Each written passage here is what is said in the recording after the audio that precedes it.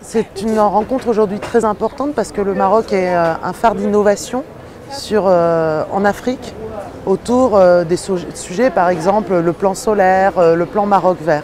Et tout l'enjeu aujourd'hui, c'est comment on arrive ensemble, avec un partage d'expériences transnationales, à structurer, à développer l'entrepreneuriat social. C'est un secteur qui augmente très rapidement. En France, c'est 10% du PIB, 11% de l'emploi salarié.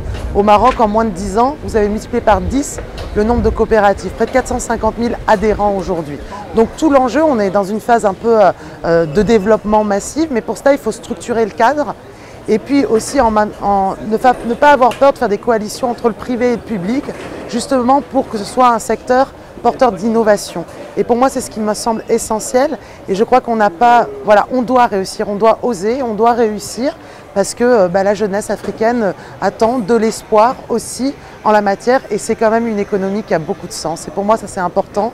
Le sens, justement, l'utilité sociale, c'est essentiel. Il y avait des accords de coopération.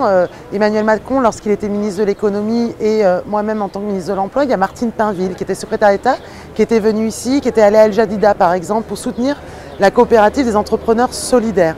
Donc il y a un partage d'expériences de ce type, et en même temps, il faut que nous arrivions, en termes de financement, à clarifier les choses pour donner massivement, pour développer l'épargne salariale, pour développer le microcrédit. Tout cela, ça peut se faire que si nous avons véritablement une gouvernance qui est partagée et des modalités d'intervention qui soient clarifiées, sécurisées. C'est ça l'enjeu. En France, la loi de 2014, qui est une loi qui a été pour nous historique, qui a permis vraiment de dire aussi la reconnaissance à ce secteur-là. On a besoin de la reconnaissance, de dire que ce n'est pas une sous-économie, c'est une économie porteuse d'espoir, certes, mais porteuse de solutions qui sont collectives, sociales et durables.